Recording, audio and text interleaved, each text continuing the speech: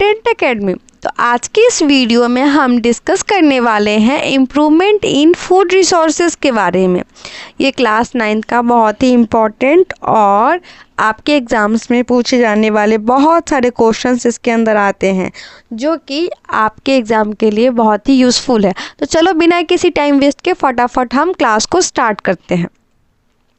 सबसे पहले हम देखते हैं कि हम यहाँ पे कौन कौन से टॉपिक को कवर करने वाले हैं। पहला तो हम फूड रिसोर्सेज के बारे में डिस्कस करेंगे, उसके बाद हम क्रॉप वैरायटी के इम्प्रूवमेंट के बारे में डिस्कस करेंगे, साथ ही साथ क्रॉप के प्रोडक्शन में भी हम इम्प्रूवमेंट है उसके बारे में डिस्कस करेंगे। और जब हम वैरायटी को प्रोड्यूस कर रहे हैं, बहुत सारा प्रोडक्शन कर रहे हैं, तो उनका हमको प्रोटेक्शन के बारे में भी बात करना है।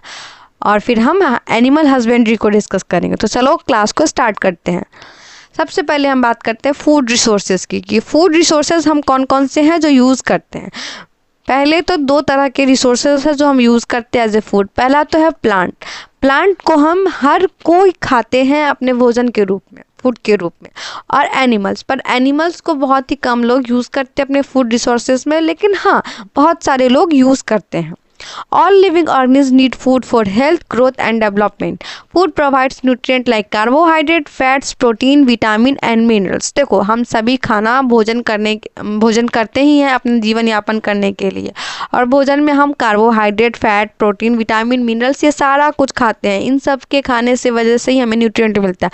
अब बोलोगे कि फूड क्यों इम्पोर्टेंट है, तो एक बॉडी को फंक्शन करने के लिए फूड इसलिए इम्पोर्टेंट है क्योंकि उसके अंदर से न्यूट्रिएंट्स हमारे अंदर आता है जो हमारे बॉडी के फंक्शन के लिए, हमारे एनर्जी के लिए बहुत ही इम्पॉर्टेंट रोल प्ले करता है। Now why improvement in food resources, अब हमें क्यों इम्प्रूव करना चाहिए फूड रिसोर्सेज के अंदर, उसके बारे में देखते हैं। India's population exceeds 1 billion and is growing, needing over a 250 billion tons of grain yearly. देखो हम इंडिया का पॉपुलेशन बढ़ते ही जा रहा है, अभी तो फिलहाल 1 बिलियन से ज़्यादा हो गया, लेकिन इससे भी ज़्यादा बढ़ते जा रहा है।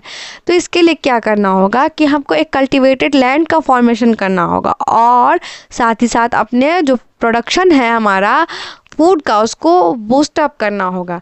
तो इसके लिए क्या है, बहुत ही ज़रूरी है फूड के रिसोर्सेज को इम्प्रूव करना। अब हम अपना फूड का रिसोर्स कैसे इम्प्रूव कर सकते हैं उनके बारे में बात करते हैं।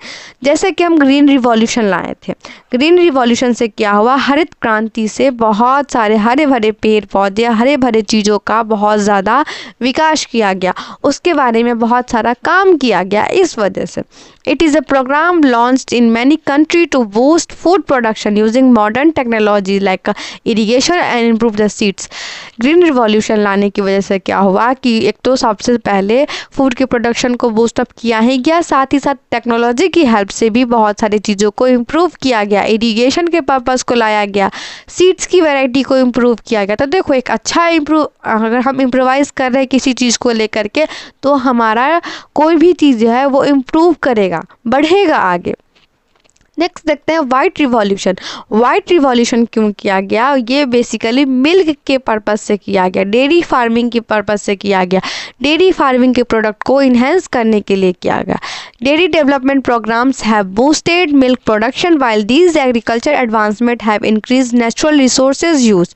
Sustainable methods are now needed to enhance crop and life stock efficiency. अगर हम इन सब चीज़ों का इम्प्रूवमेंट करते हैं तो क्या होता है कि एक तो इन्हेंस होती है क्रॉप की वैरायटी, फूड का लेवल भी इन्हेंस होता है, साथ ही साथ एक लाइफ स्टॉक का इफ़िशियंसी भी हमारे अंदर में आता है कि हम अपने प्रोडक्शन को अपने खजाने में रख सकें। इस वजह से तो ग्रीन रिवॉल्यूशन और वाइट रिवॉल्यूशन एक बहुत ही इंपॉर्टेंट रोल है जहाँ हम अपने फूड रिसोर्सेज को इम्प्रूव किए थे एक अच्छे वैरायटी के फॉर्म में। आओ हम इम्प्रूवमेंट ऑफ क्रॉप यील्ड्स के बारे में बात करते हैं कि कौन कौन से क्रॉप यील्ड्स जो है इम्प्रूव करने से हमारा बेनिफिट है और कौन कौन से चीज़ों में क्या पाया जाता है उसके बारे में। सबसे पहले अगर हम सीरियल्स की बात करें यानी कि दालों की बात करें, तो दालों के अंदर आता है जैसे कि वीट, राइस, मेज, मिलेट्स, सॉरगम, बहुत सारा हमारा बोल सकते हैं ऐसा खाना पीना जो हम रोज़मर्रा के जीवन में यूज़ करते हैं। सीरियल्स बेसिकली वही हुआ जो अपने रोज़मर्रा के यूज़ में यूज़ करते हैं, जिसका वैल्यू क्या है, ये सारी चीज़ों के अंदर कार्बोहाइड्रेट बहुत ही प्रचुर मात्रा में प्रेजेंट होता है, इसलिए इसको हमें इन्हेंस करने से बहुत ही अच्छे वे में कार्बोहाइड्रेट प्रोवाइड होगा। देख सकते हैं पल्सेस के बारे में। पल्सेस जैसे कि बहुत सारे दालों के बारे में, ग्राम हो गया, ब्लैक ग्राम हो गया, ग्रीन ग्राम हो गया, पिजन हो गया, लेटिन हो गया, यानी कि मसूर की दाल हो गई, चने की दाल हो गई, काली दाल हो गई, आपको राजमा हो गया। इन सब चीज़ों का इन्हेंस करने से क्या होता है, दालों के अंदर प्रोटीन पाया जाता है। वो क्या करता है, हमारे प्रोटीन प्रोडक्शन को इम्प्रूव करता है। ऑयल सीड्स की बात करते हैं, यानी कि तेल की बात करते हैं। तेल जैसे कि सोयाबीन का होता है, ग्राउंड नट का होता है, सेसमे का होता है, कैस्टर्ड का होता है, मस्टर्ड का होता है, सनफ्लावर का होता है। ये सारे चीज़ें, सरसों का तेल, सनफ्लावर का तेल, कैस्टर्ड तेल, सोयाबीन का तेल, ये सारे हमारे फूड के लिए बहुत इंपॉर्टेंट है और हेल्दी वर्जन भी है साथ साथ। तो हमें अगर हम ऑयल सीड इम्प्रूव करते हैं तो फैट्स जो हम कंज्यूम कर रहे होते हैं वो वैल्यू भी हम इंक्रीज आउट कर रहे होते हैं। नेक्स्ट देखते हैं वेजिटेबल और स्पाइसेस के बारे में जो फ्रूट्स को इम्प्रूव करते हैं, जैसे कि कैरेट हो गया, सिनेमन हो गया, ऑरेंज हो गया, स्पिनच हो गया। ये सारे वेजिटेबल्स जो है हमारे प्रोडक्शन के लिए, हमारे विटामिन मिनरल्स के लिए बहुत ही इंपॉर्टेंट होता है। ठीक है, फोडर क्रॉप्स के बारे में देखते हैं, जैसे कि बरसीम हो गया, ओट्स हो गया, सूडान ग्रास हो गया। ये बेसिकली फोडर क्रॉप्स वो होते हैं जिसको हम स्टॉक करके रख सकते हैं अपने आने वाले समय में खाने के लिए, तो उसके लिए रिस्पॉन्सिबल होते हैं। नेक्स्ट देखते हैं हम क्रॉप सीजन के बारे में कि कौन कौन से क्रॉप में क्या उगता है, उसके बारे में बात करते हैं। देखो हमारे यहाँ हर हमेशा डाइवर्सिटी को प्रमोट किया गया है, तो हमारा पूरा इंडिया डाइवर्स कल्चर के रूप में चल रहा है। तो डाइवर्स कल्चर के अंदर डाइवर्स मतलब बहुत सारे मौसम भी आते हैं, जैसे कि सर्दी, गर्मी, बारिश, साथ ही साथ आपको स्प्रिंग, ये सारा मौसम आता है। तो उस हर मौसम में हर क्रॉप का एक अलग इंपॉर्टेंस होता है। हम उनके बारे में देखने वाले कि कौन से सीजन में कौन सा क्रॉप होता है। सबसे पहले तो हम सीजन में बात करते हैं खरीफ क्रॉप्स की। खरीफ क्रॉप का जो टाइमिंग है वो जून से लेकर के अक्टूबर के टाइप में होता है। आप जून से अक्टूबर कैसे याद रखोगे खरीफ क्रॉप्स को? देखो जून से अक्टूबर के महीने में बहुत ज़्यादा बारिश होती है। ठीक है, बारिश होने की वजह से आपको बहुत जल्दी खांसी हो सकती है। तो आप याद रखना कि खांसी के कारण क्या होता है, खरीफ क्रॉप्स होता है। कब होता है? जून से अक्टूबर के बीच में। ठीक, और इसमें कौन कौन से पेड़ उगाए जाते हैं? तो जैसे कि पेड़, यानी कि आपको हो गया बारिश के टाइम में बहुत ही ज़्यादा राइस की खेती होती है, पैडी उसी को कहा जाता है। सोयाबीन होता है, पिजन पी हो गया, मेज़ हो गया, कॉटन हो गया, ग्रीन ग्राम हो गया, ब्लैक ग्राम हो गया, काला चना, उजला चना, ये सारा चीज़ हो गया। किस लिए? हमारे खरीफ क्रॉप्स के अंदर। और इसका सीज़न क्या है? जून से अक्टूबर तक हो गया। अब नेक्स्ट बात करते हैं रबी क्रॉप्स की। रबी क्रॉप्स जो इसको कहते हैं विंटर सीजन। विंटर सीजन इसलिए क्योंकि ये नवंबर से अप्रैल के मंथ का होता है, इस बीच में ठंड होती है। तो आपको याद कैसे रहेगा रबी क्रॉप्स? देखो ठंड में आप क्या करते हो, रज़ाई ओढ़ते हो, तो रबी से आप रज़ाई याद रखना। और रज़ाई जब आपको याद रहेगा तो अपने आप याद हो जाएगा कि ये विंटर सीजन का क्रॉप होता है। तो विंटर सीजन में क्या सब होता है? वीट होता है, ग्राम होता है, पी होता है, मस्टर्ड होता है और लिनसीड होता है। तो मेनली आप मस्टर्ड, वीट ज़्यादा याद रखना क्योंकि ये आपको पूछेगा, क्योंकि ग्राम और पीज इस दो इनमें भी आया है और खरीफ में भी आया है। पी लेकिन जो है मटर जो है अक्सर हमेशा ठंड में ही होता है। आप सबको याद है कि मटर, आलू गोभी मटर हम लोग अक्सर ठंड के मौसम में ही ज़्यादा खाते हैं। तो याद रखना रबी क्रॉप्स यानी कि रजाई से कब से कब तक? नवंबर से अप्रैल तक इसका सीज़न होता है। इसमें क्या होता है? वीट, ग्राम, पीस, मस्टर्ड और लिनसीड। ठीक, उसके बाद जैद क्रॉप। जैद क्रॉप्स के बारे में बात करते हैं। जैद क्रॉप्स जो होता है वो समर में होता है। ठीक है, जहाँ आपको ज़्यादा गर्मी लगती है। याद रखना समर सीजन में ज़्यादा गर्मी लगती है, इसलिए जैद क्रॉप्स होता है। इसका ड्यूरेशन क्या है? मार्च से जून का। ठीक है, मार्च से जून के बीच में ये होता है समर सीजन। इसके अंदर क्या क्या होता है वो देखते हैं। Watermelon, musk melon, cucumber, pumpkin, bitter gourd. ये देखो जितनी भी ये बोल सकते हैं रसीलेदार फल होते हैं वो कब होता है? गर्मी के मौसम में। क्यों? क्योंकि हमें हाइड्रेट करता है वो सारा फल, इस वजह से। तो आप याद रखना, अब आप कभी भूल नहीं पाओगे। आपको खांसी कौन से मौसम में होती है? बारिश के मौसम में खांसी हो जाती है। ठीक है, रज़ाई कब ओढ़ के सोते हो? रबी क्रॉप्स के मौसम में। और आपको ज़्यादा गर्मी कब लगती है? जब जैद क्रॉप्स आता है। ठीक है, तो इस ट्रिक से आप इस सारे क्रॉप्स के सीज़न को और कौन कौन से मेजर क्रॉप्स हैं उनको याद रख सकते हो। नेक्स्ट देखते हैं approaches which enhance the crop yield are as following. कौन कौन सा अप्रोच हम यूज़ करेंगे क्रॉप यील्ड के प्रोडक्शन में, उसके बारे में बात करते हैं। पहला तो हम क्रॉप की वैरायटी को इम्प्रूव करेंगे तो हम उसके यील्ड को इन्हेंस कर सकते हैं। दूसरा, साथ ही साथ हम क्रॉप के प्रोडक्शन को इम्प्रूव करेंगे तो भी हम उसके वैरायटी को इन्हेंस कर सकते हैं, और उसको हम प्रोटेक्शन प्रोवाइड करेंगे इम्प्रूवमेंट के साथ साथ, तो हम क्रॉप का जो प्रोडक्शन है उसको बढ़ा सकते हैं। ठीक है, अब हम इन सबको एक एक करके डिस्कस करते हैं। पहला तो क्रॉप की वैरायटी के बारे में बात करते हैं कि क्रॉप की वैरायटी को कैसे इम्प्रूव कर सकते हैं। देखो, अब हमें कोई एक क्रॉप की वैरायटी इम्प्रूव करनी है तो हमें हाइब्रिड फॉर्म में भी करना होगा। तो हम सबसे पहला तरीका है हाइब्रिडाइजेशन करना। It is the process of crossing between two और more genetically dissimilar plants to produce a new variety with good properties of the both crops. देखो, दो तरह के प्लांट्स को आपस में क्रॉस कराता है, और क्रॉस कराने से जो प्लांट फॉर्म होता है उसको कहते हैं हाइब्रिड प्लांट। और हाइब्रिडाइजेशन एक ऐसी टेक्निक है जहां दो तरह के अच्छे प्रोडक्ट वाले, मतलब अच्छे प्रोडक्शन वाले प्लांट्स को आपस में इन्हेंस कराने से और भी अच्छा प्रोडक्ट बनता है। तो इसलिए हम उसका यूज़ करके क्रॉप का वैरायटी जो है उसको इम्प्रूव कर सकते हैं। ठीक है, अब याद रखो इंटरवेराइटल क्या होता है। इंटरवेराइटल मतलब क्या होता है, दो वैरायटी के प्लांट को आपस में हाइब्रिडाइज कराना, उसको क्या कहते हैं, इंटरवेराइटल कहते हैं। वहीं इंटर स्पेसिफिक क्या होता है, दो तरह के स्पेसीज जो सेम जीनस से बिलोंग कर रहे होते हैं उनको अगर हम आपस में हाइब्रिडाइज करते हैं तब क्या होता है, इंटर स्पेसिफिक हाइब्रिडाइजेशन फॉर्म होता है। और इंटरजेनरिक क्या होता है, जब दो स्पेसिस लेकिन डिफरेंट जेनस वाले को आपस में करते हैं हाइब्रिडाइज, तब क्या होता है, इंटरजेनरिक होता है। आप सबसे पहले आप जीन के बारे में समझो। A gene that can provide the desirable characteristic to crop are introduce in this process, as a result we obtain genetically modified crops. देखो, जीन यानी कि एक स्पेसिफिक बता सकते हैं क्वालिटी वाला प्रोडक्ट जो हम यूज़ कर रहे होते हैं ब्रीड कराने के दौरान, तो उस प्रोसेस को ही हम जीन कहते हैं जो क्रॉप के वैरायटी को इम्प्रूव कर सके। इस वजह से जैसे कि देखो, अब आप यहाँ पे टोमेटो का एग्जांपल देख सकते हो। नीचे वाले एरिया में ये आलू का उगाया गया है, यहाँ पे क्या है, पोटैटो का फॉर्मेशन किया गया हाइब्रिडाइजेशन टेक्निक से, और ऊपर क्या किया गया है, टोमेटो का यूज़ किया गया है। तो नीचे पोटैटो ऊपर टोमेटो, इसको क्या कहा जाता है, दोनों को कंबाइन करके टोमेटो रखा गया है।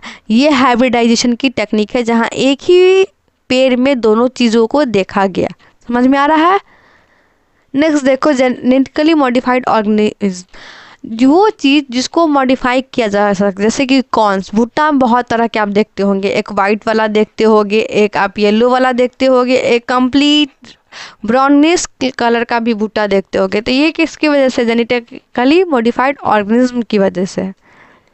नेक्स्ट देखते हैं गुड एंड हेल्दी सीड्स के बारे में। अगर अच्छा सीड होगा तो ऑब्वियस सी बात है हायर यील्ड होगा, प्रोडक्शन बहुत ही ज़्यादा इंक्रीज़ होगा। अच्छी सीड से ही प्रोडक्शन इंक्रीज़ होती है, और अच्छा सीड होगा तो क्वालिटी भी बहुत अच्छा होगा उसका।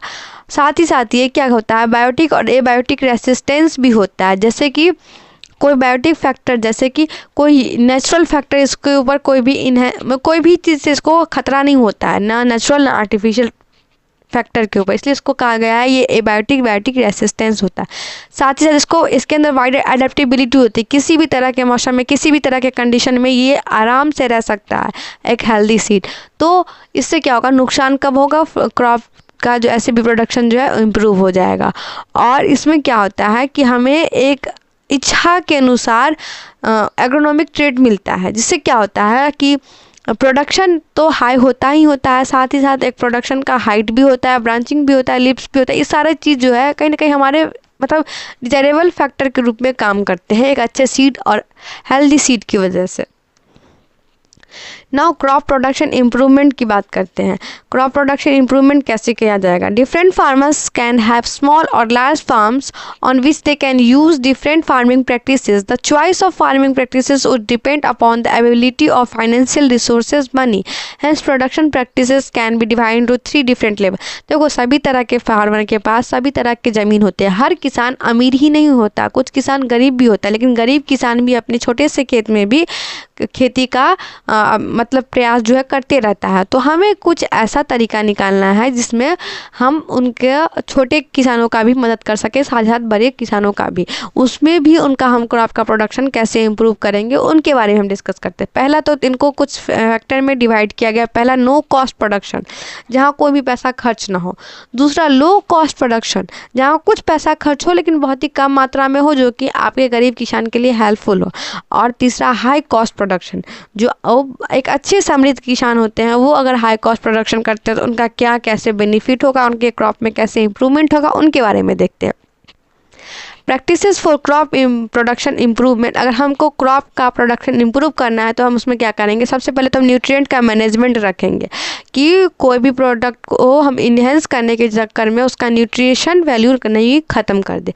दूसरा, हमको प्रॉपर इरिगेशन प्रोवाइड कराना होगा क्रॉप्स को, तभी जाके उसका जो है प्रोडक्ट, जो भी क्रॉप का प्रोडक्शन है वो इम्प्रूव होगा।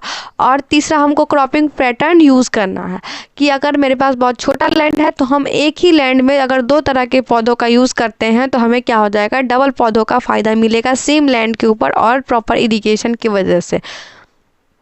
अब न्यूट्रिएंट मैनेजमेंट कैसे होता है उसके बारे में देखो। न्यूट्रिएंट जो सप्लाई होता है वो किसकी वजह से? एयर, वाटर और सॉइल की हेल्प से न्यूट्रिएंट एक पेड़ के अंदर सप्लाई होता है। एयर की हेल्प से क्या होता है? कार्बन और ऑक्सीजन जाता है। वाटर की हेल्प से हाइड्रोजन और ऑक्सीजन जाता है। वही सॉइल की हेल्प से क्या होता है? मैक्रोन्यूट्रिएंट, जैसे कि nitrogen, phosphorus, potassium, calcium, magnesium, sulphur, ये सारे मैक्रोन्यूट्रिएंट जो है सॉइल की हेल्प से एक प्लांट्स के अंदर जा रहा होता है। वही माइक्रोन्यूट्रिएंट जो है iron, manganese, boron, zinc, copper, molybdenum, chlorine, ये सारा चीज़ है। इसमें क्या होता है? प्लांट जो है वो कभी भी जो है वो रिप्रोड्यूस किसी भी वजह से नहीं कर रहा है, तो अगर हम इन सब सोर्स को अपनाते हैं तो क्या हो जाएगा कि प्लांट एक अच्छे तरीके से इन्हेंस होगा। अगर मान लो किसी भी प्लांट्स को न्यूट्रिएंट्स की कमी हो गई तो प्लांट अच्छे से रिप्रोड्यूस नहीं कर पाएगा, उसका ग्रोथ भी बहुत ज़्यादा इफेक्ट हो जाएगा, साथ ही साथ वो उस प्लांट्स के अंदर बहुत जल्दी कोई ना कोई डिजीज़ प्रेजेंट हो जाएगा। तो ये बहुत ही हार्मफुल है। नेक्स्ट देखते हैं, a plant obtain essential nutrients from air, water and soil. Air provides carbon and oxygen, water supply hydrogen and soil supplies the remaining 13 nutrient. Nutrient management involves adding fertilizer and manure to enrich the soil with these necessary nutrients. अब हम nutrients की बात करते हैं तो कौन कौन से न्यूट्रिएंट्स होते हैं? पहला तो मैक्रो, दूसरा माइक्रो न्यूट्रिएंट्स। मैक्रो न्यूट्रिएंट्स वैसे होते हैं जो लार्ज अमाउंट में प्रेजेंट होते हैं प्लांट के ग्रोथ और डेवलपमेंट के लिए, इसलिए उसको हम क्या कहते हैं? Macro nutrient. जैसे कि नाइट्रोजन हो गया, फास्फोरस हो गया, पोटेशियम, कैल्शियम, सल्फर, मैग्नीशियम। अब आपको याद रखना है कि इसको हम कैसे याद रखें, तो इससे आप याद रखो कि एक शॉर्ट ट्रिक बताती हूँ, पीके का कौन सा मग, आप इससे याद रखो, ठीक है। अब कैसे मैं बताती हूँ। P4 क्या हो गया? Potassium, P4 phosphorus, K4 potassium, C4 calcium, H4 आपको हो जाएगा हाइड्रोजन और ऑक्सीजन और नाइट्रोजन, ठीक। Mg4 मैग्नीशियम, ये क्या हो गया आपका? Macro nutrients. ये क्या है? एसेंशियल है, किस लिए? स्ट्रक्चर के लिए, एनर्जी के ट्रांसफ़र के लिए, सेल के फंक्शन के लिए। साथ ही साथ ये डिराइव्ड फॉर्म में प्रेजेंट होता है कहाँ? सॉइल के अंदर। कुछ तो एयर्स के अंदर भी प्रेजेंट होता है और कुछ वाटर में भी प्रेजेंट होते हैं। एयर के अंदर ऑक्सीजन और वाटर के अंदर हाइड्रोजन, ठीक है ना। माइक्रोन्यूट्रिएंट्स ये बहुत स्मॉल अमाउंट में प्रेजेंट होता है, इसलिए हम इसको बहुत ही कम यूज़ करते हैं। अब इसके अंदर क्या क्या आता है? Iron, boron, chlorine, manganese, zinc, copper, molybdenum, ये सारे चीज़ होते हैं। इनके बाद जितने भी बचे हुए हैं वो सारे के सारे क्या हो जाएंगे? माइक्रो न्यूट्रिएंट्स हो जाएंगे। ये क्या है? वाइटल होता है एंजाइम के फंक्शन के लिए, फोटोसिंथेसिस के लिए और कुछ कुछ प्लांट के प्रोसेस के लिए भी होता है। ये भी कहाँ प्रेजेंट होता है? सॉइल के अंदर। अब हम बात करते हैं मैन्योर यानी कि खाद के बारे में। खाद कैसे इंक्रीज करता है उसके बारे में। मैन्योर बेसिकली एक नेचुरल प्रोसेस है। ये क्या करता है? To increase the yield the soil can be increased by supplying nutrients in the form of manure and fertilizer. Manure is a source of organic matter. ये कम्प्लीटली नेचुरल ऑर्गेनिक होता है जो कभी भी प्लांट को हार्म्स नहीं पहुंचा सकता है कोई भी प्लांट्स को। It supply small quantity of nutrients to the soil. It is prepared by the decomposition of animal excreta and plant waste. ये किससे बनता है? गाय के गोबर से बनता है, साथ ही साथ बहुत सारा प्लांट के वेस्टेज से भी, जैसे कि कुछ पत्ते गिर जाते हैं पेड़ से और उनको हम इकट्ठे रखते हैं तो वो सड़ने लगते हैं, लेकिन उनको अगर हम वही फील्ड में जा कर के डाल दें तो वो उसके लिए एक ऑर्गेनिक फॉर्म का सोर्स बन जाता है, जो उस पेड़ पौधों के लिए बहुत ही हेल्पफुल होता है। ठीक है, अब देखते हैं टाइप ऑफ मैन्योर की कौन कौन से मैन्योर हो सकते हैं, उसके बारे में देखते हैं। पहला तो कंपोस्ट है। कंपोस्ट के बारे में चर्चा करते हैं। The process in which animal excreta like cow dung, kitchen waste, plant remains waste, waste food, sewage waste etc decompose in pits in known as composting. यानी कि किसी ऐसे चीज़ का यूज, जैसे कि गाय का गोबर हो गया, कि हमारे किचन से जो कचरा निकल रहा है उसका, कुछ पेड़ पौधे के पत्तियों झड़ रहे हैं उसका, कुछ खाना जो हम वेस्ट करें इसका, या फिर हमारा सीवेज वेस्ट है, इन सब को क्या किया जाता है, एक गड्ढे में डाला जाता है, जो कैसे फॉर्म होता है, कंपोस्ट वेस्ट के रूप में फॉर्म होता है। नेक्स्ट देखते हैं वर्मी कंपोस्ट। वर्मी कंपोस्ट के अंदर क्या होता है, compost prepared by using earthworm to hasten the process of decomposition. Decomposition के प्रोसेस को फास्ट करने के लिए हम अर्थवॉर्म का यूज़ करते हैं, तो वो क्या होता है, वो एक वर्मी कंपोस्ट के रूप में यूज होता है। ये बहुत ही जल्दी किसी भी वेस्ट प्रोडक्ट को सॉइल के फॉर्म में कन्वर्ट कर देता है।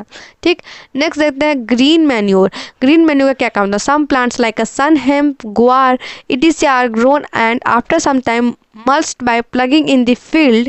These green plants turn into green manures. They are rich in nitrogen and phosphorus. बहुत बार क्या होता है कि एक पेड़ पौधों के साथ साथ दूसरा पेड़ पौधा को भी उगाया जाता है और उसको क्या किया जाता है कि जब समय के साथ बढ़ जाता है तो उसको कट आउट करके वहीं खेत में छोड़ दिया जाता है। तो वहाँ छोड़ने की वजह से क्या होता है, उसके अंदर जो भी न्यूट्रिएंट, विटामिन जो भी है उस दूसरे पेड़ पौधों के पास चला जाता है।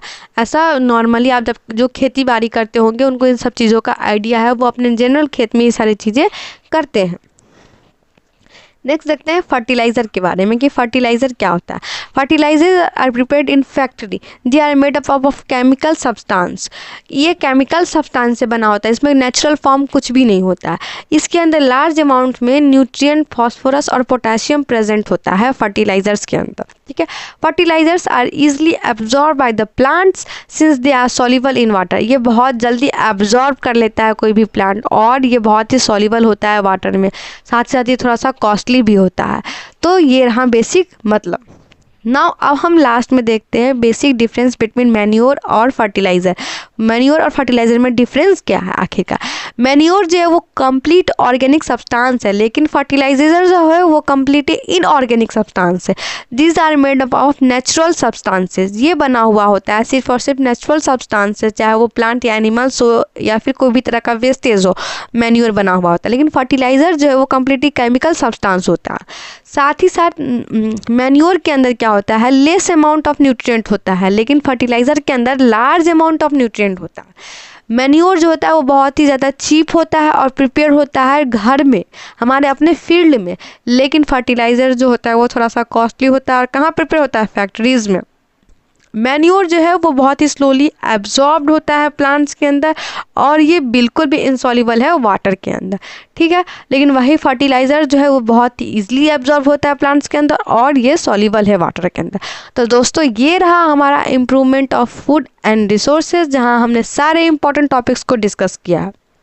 ये सारे इंपॉर्टेंट टॉपिक्स आपके एग्ज़ाम में आने की हाईएस्ट चांसेस है, तो आप सारे पॉइंट ऑफ व्यू को एक एक बार रिवीजन ज़रूर कर लेना, क्योंकि ये सारे एक बार एग्ज़ाम्स में पूछे जाएंगे, तो आपको याद रहने चाहिए ताकि आपका एग्ज़ाम अच्छे से क्लियर हो पाए इस सारे पॉइंट्स को याद रख करके।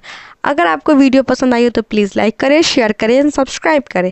मिलते हैं नेक्स्ट वीडियो में, तब तक के लिए keep learning, keep watching. Thank you so much.